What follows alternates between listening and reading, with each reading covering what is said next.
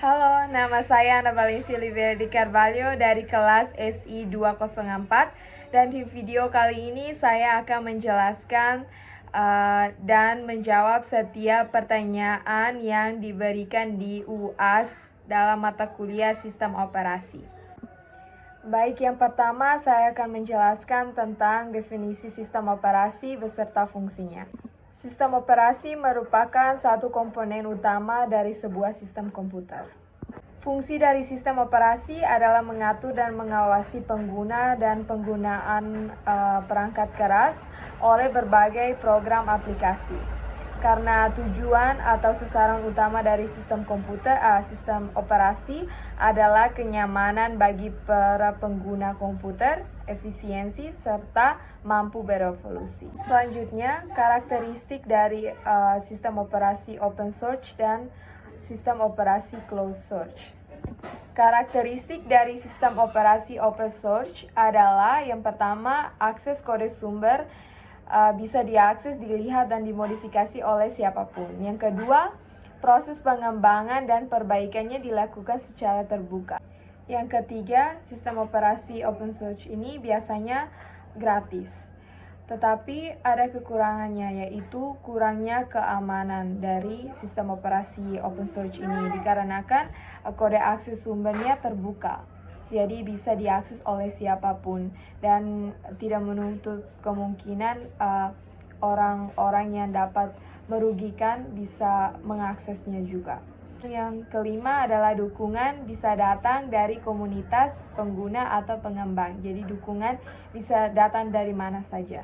Karakteristik dari sistem operasi closed source adalah sebagai berikut. Yang pertama, kode sumber tidak bisa diakses secara publik. Itu artinya perusahaan atau pengembangan yang membuat sistem operasi memiliki kontrol dan hak penuh dalam akses kode sumber.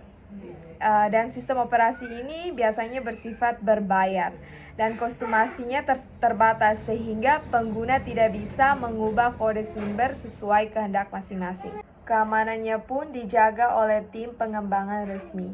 Yang berikutnya, dukungan biasanya disediakan oleh perusahaan atau pengembangan sistem operasi sehingga dukungan yang didapat lebih profesional dan lebih efektif. Berikut adalah skema dasar sistem komputer yang telah saya buat.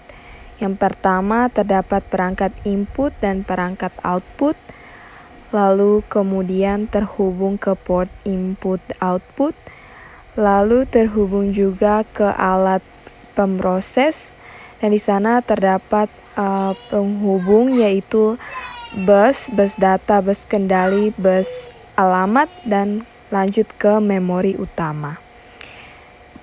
Perangkat input adalah hardware yang digunakan untuk memasukkan data dan instruksi, seperti keyboard, alat petunjuk atau mouse, alat pengenal suara seperti mikrofon, dan lain-lain.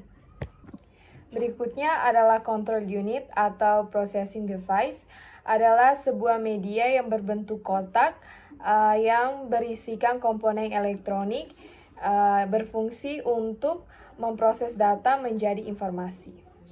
Perangkat output adalah hardware yang menampilkan informasi ke satu orang atau lebih, dan alat-alat output seperti alat tampilan yang misalnya seperti proyektor, alat output cetakan seperti printer, alat output suara seperti speaker, dan lain-lain.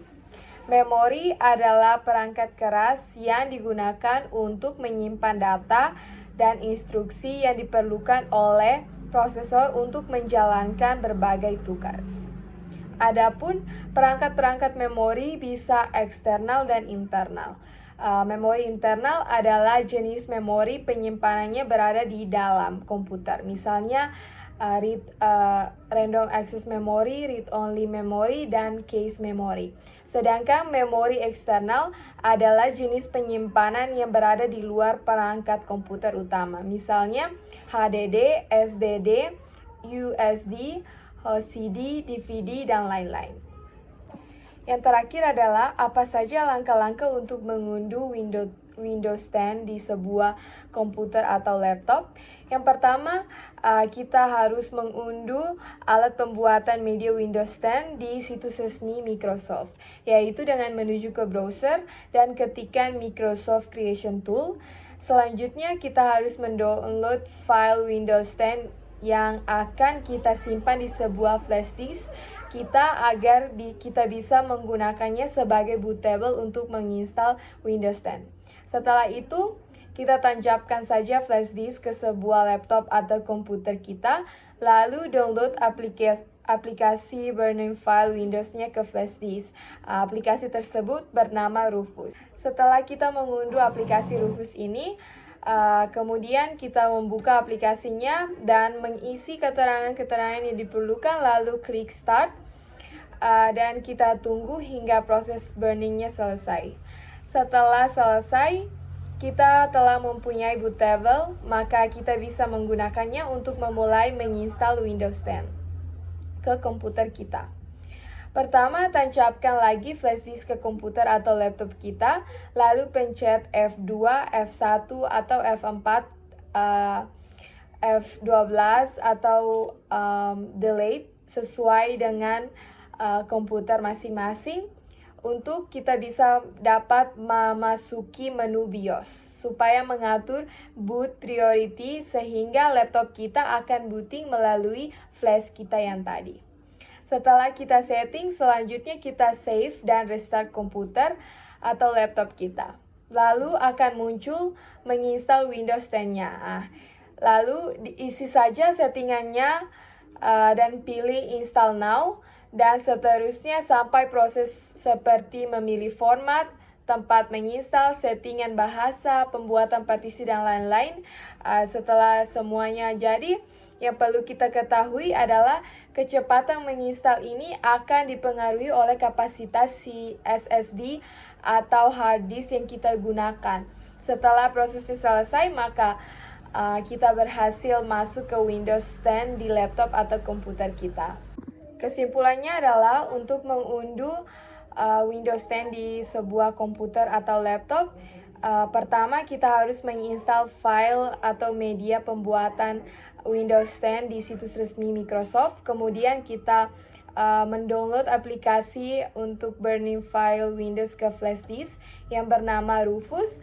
Lalu kemudian kita menginstal Windows 10 kita. Baik, sekian yang dapat saya sampaikan. Terima kasih. Mohon maaf bila ada kesalahan.